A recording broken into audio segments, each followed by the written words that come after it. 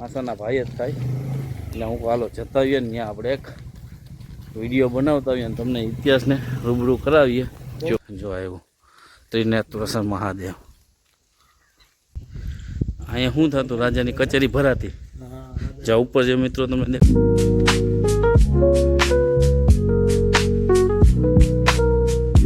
કેમ છો મિત્રો, મજામાં જશો. સ્વાગત છે મારા એક નવા વિડીયોમાં. તમે બેકગ્રાઉન્ડમાં જોઈ શકતા હશો કે આપણે આજે અત્યારે વિડીયોનો ઇન્ટ્રો ક્યાંથી ચાલુ કર્યો. આપણે આવ્યા છીએ મઠ. આજે કોઈ વંથલી તાલુકોને કોયલી ગામ છે, ત્યાં મંદિર આવેલું હોય, પ્રાચીન મંદિર ત્રિનેશ્વર મહાદેવ કોયલી મઠ. ત્રિનેત્રેશ્વર મહાદેવ કોયલી મઠ આ પ્રાચીન મંદિર આવેલું છે. ત્યાં આપણે આવ્યા છીએ અને સાથે સાથે આપણે છે રુદ્ર ભેગો અને આપણે છે નિલેશભાઈ ભેગા છે. તો ચાલો આપણે શરૂઆત કરીએ. અહીંથી એન્ટ્રન્સ છે આવું કંઈક. તો ચાલો અંદર તમને, અને બહુ પ્રાચીન મંદિર છે અને આનો ઇતિહાસ પણ છે. તો ચાલો અંદર આપણે હે હા લઈ લે. વંથલી તાલુકામાં અને ઉબેણ કાંઠે આવેલું છે. ઉબેણ નદીને કાંઠે આવેલું મંદિર છે. બહુ પ્રાચીન મંદિર, બહુ સુંદર મંદિર છે. અને જે નિલેશભાઈ છે એ અહીંના જ છે અને આપણા કુટુંબિક છે. સાથે સાથે મેડમના માસાના ભાઈ જ થાય. એટલે હું હાલો જતા આવીએ ને ત્યાં આપણે એક વિડીયો બનાવતા આવીએ અને તમને ઇતિહાસને રૂબરૂ કરાવીએ. જો એમ ને, બહુ જૂનો ઇતિહાસ છે આ મંદિરનો. અને મેળો ક્યારે ભરાય? શીતળા સાતમનો. મેળો બી મિત્રો જાય માણસો આવે. પબ્લિક આમાં હમાતું ન હોય.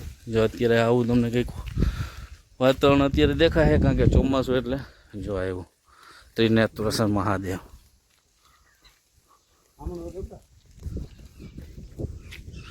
તમને આની દિવાલથી ઉપરથી જ ખબર પડી જતી છે કે બહુ પ્રાચીન છે અને રાજાશાહી વખતનું મંદિર છે આ.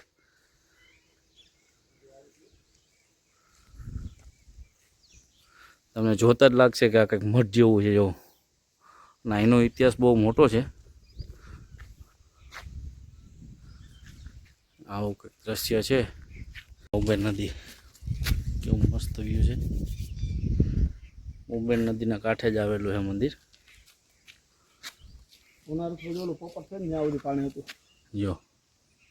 જો આ પોપર છે ને, જ્યારે અહીં ઉનાળો થયું પાણીનું, અહીંયા સાપુરમાં આવ્યું ત્યારે 1981માં હતું લગભગ.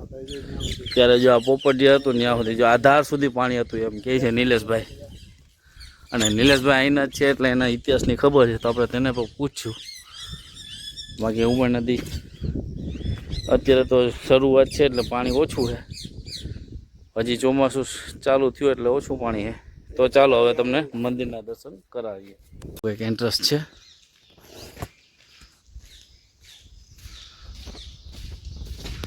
જો એનો ઇતિહાસ, રાજવીના ફોટા છે, માતાજીના.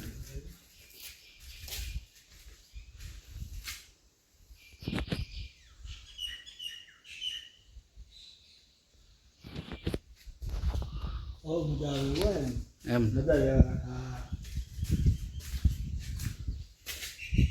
જો ઐતિહાસિક ઇતિહાસ છે, તમને બતાવું.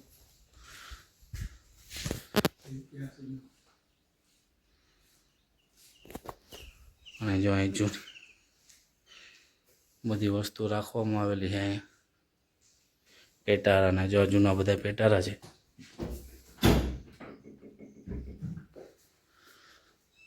અને આ તમને ઉપર જે દેખાતું હશે એ લાકડાનું છે, રાજાશાહી વખતનું. બધું રાજાશાહી વખતનું છે.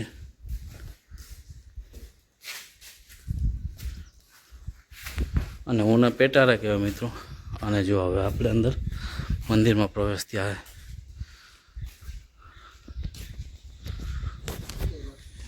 મહાદેવનું મંદિર છે. અને અહીંનો ઇતિહાસની અંદર એવું કહેવાય છે કે કંઈક પીપળો, શું નિલેશભાઈ અંદર છે? 3 પાન ને 3 ટેટા. આવું કંઈક અંદરનો મુંગટ છે. અને આ જે રાજવી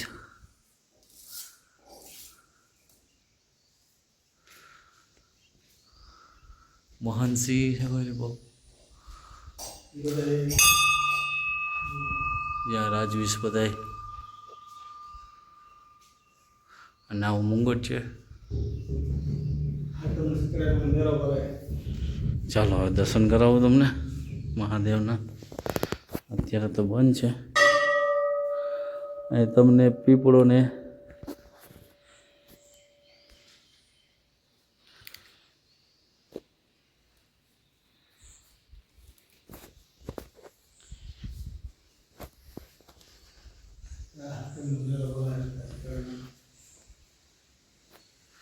હા નિલેશભાઈ હું કયો જો અહીંયા સાત શીતળા માતાજીનું મંદિર છે અને અહીંયા મેળો ભરાય એવું કે શીતળા મેળો ભરાય જોરદાર.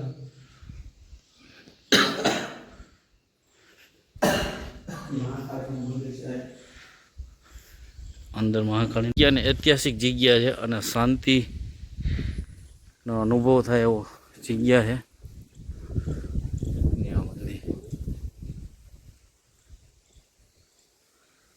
ઉપર મઢ ત્યાં ઐતિહાસિક વસ્તુ છે. આ જે આ વસ્તુ મંદિર છે, આ જગ્યા આ સંતોની સમાધિ છે. કેટલા સંતો અહીં? અચ્છા, એટલા સંતો અહીંયા એની સમાધિ છે. મિત્રો આપણે ચાલો અહીંયા બતાવું તમને. હા હા હા અચ્છા, આનો ઇતિહાસ એવું છે જો તુલસીગીરી બાપુ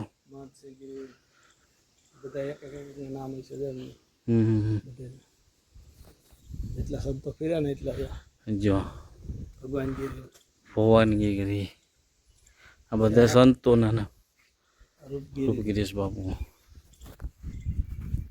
અચ્છા,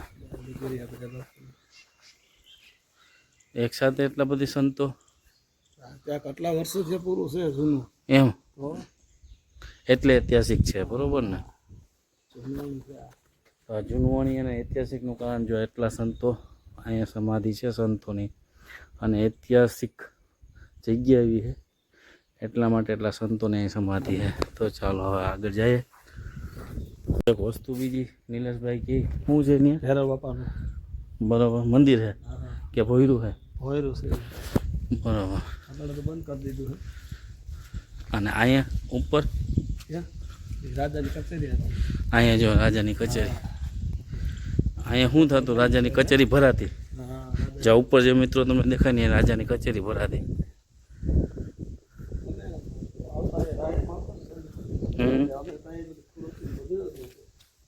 જ્યાં રાજાની કચેરી હતી અહીંયા અત્યારે બંધ છે, નકર તમને બતાવે વ્યૂ. જ્યાં બટુક ભેરવતા હતા. સોમનાથનો બીજો નંબર આનો છે. એમ સોમનાથ પછીનો મિત્રો જો આ તમને કિલ્લા જેવું લાગતું છે. જો આ કચેરી જો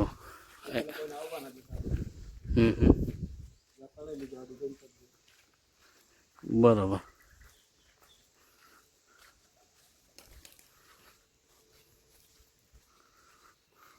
ક્યાં અહીંયા શું હતું? જવું ભર્યું અહીંથી નીકળતા ને અહીંથી જતા હતી કે ઠેઠ ગિરનારમાં કે નીકળતા હતા. બરોબર. અહીં ભોયરું હતું એવું હતું. એટલે અત્યારે તો બંધ કરી દેવામાં આવ્યું. બરોબર.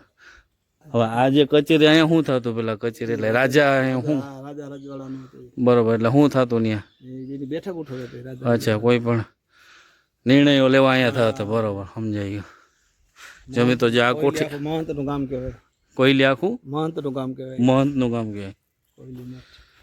એટલા માટે કોયલીનો મઠ કહેવામાં આવે છે, કારણ કે આ ઐતિહાસિક વારસો અહીંયા રાખેલો છે. સોમનાથનો બીજો નંબર કહેવાય. સોમનાથ પછી મહાદેવનું મંદિર અહીંયા બીજો નંબર કહેવાય. અત્યારે તો કચેરી બંધ છે, નકર આપણે જોત તમને બતાવે.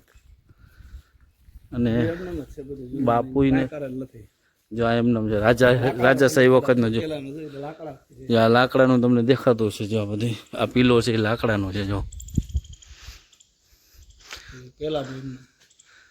આ જે છે ને એ પેલા રાજાશાહી વખતનું છે એમનું. આ તમને દેખાતું હશે. અને આ છે ને એ રાજાની કચેરી કહેવાતી. અને અહીંયા જે નિર્ણયો લેવાતા રાજા એ વખતેના એવું કહેવામાં એમ તો લાગે પગડી. અત્યારે તો મહંત કુટી છે અને બાપુ છે નહીં નકર તો આપણે અંદર જોત કા. હા અને જો અંદરથી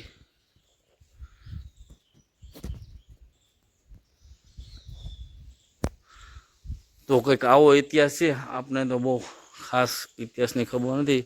બાપુ હોત ને અહીંયા જમણવારની વ્યવસ્થા લાગે કા નિલેશભાઈ? બરોબર. તહેવાર કે ગમે એ હોય માણસો આવે ચાલુ હોય. જો અહીંયા જે વ્યવસ્થા છે ને એ તહેવાર બેવાર અહીંયા ક્યાંય અહીંયા આવવું હોય ને કોઈને પ્રસાદી બનાવવી હોય તો અહીંયા બનાવી શકે અને વાસણ બધું અહીંયા રાખી શકે. એના બધી વ્યવસ્થા પણ છે અહીંયા. અને અહીંયા મેળો ક્યારે ભરાય? શીતળામાનમાં આવે ને તઈ શીતળામાનું. બરોબર. શીતળામાનું ચૈત્ર મહિનામાં ત્યારે અહીંયા મેળો ભરાય. સાતમ ચૈત્ર મહિના ને સાતમનો અહીંયા મેળો ભરાય શીતળા માતાજીનો. તો મેરો એટલે ચાલો હવે આગળ વધીએ આપણે. અને આ ઐતિહાસિકનું તમને દેખાતું જ છે. જો આવી કંઈક જગ્યા મસ્ત છે અને અહીંયા અચૂક એક વખત ઇતિહાસ જાણવો જરૂરી છે. જો આનું આજે તમને દેખાતું હશે ને, જો આ દિવાલ રાજાશાહી વખતની છે. અને આ જે સંતો છે એટલા સંતો અહીંયા થઈ ગયા એવું કહેવામાં આવે છે. બાકી ઇતિહાસ તો અહીંયા છે ને કચેરી ભરાતી. અને જે તમને આ જે દેખાય ઉપર એ કચેરી જૂની રાજાશાહી વખતની. જો ક્યાં છે? જો આ લખેલો હે મિત્રો. જો જ્યારે પૂર ઉનાળત પાણીની સપાટી હતી 83માં આવ્યું હતું 22/6/1983 સોરી. ત્યારે જો અહીંયા સુધી ભરાયેલી, જો રેડ એલર્ટ મારેલું, અહીંયા સુધી પાણી ભરાયેલું. તમે હિસાબ કરો મિત્રો, આ જમીનથી કેટલું ઊંચું છે. ત્યાં સુધી પાણી હતું. આ જ્યારે શાહપુરમાં 1983માં આવ્યું હોનારત પાણીનું ત્યારે. અને જો આ ઐતિહાસિક તમને લાગતું જ હશે. બીજું આપણે નિલેશભાઈ એનો ઇતિહાસ શું છે હાલ? જો આપણે એટલે ઇતિહાસમાં પૌરાણિક મંદિર છે અને બહુ જૂનું મંદિર છે અને રાજાશાહી વખતનો છે એવો ઇતિહાસ છે. એટલે અહીંયા અચૂક ને અચૂક એક વખત દર્શન કરવા આવવા જેવા છે મિત્રો.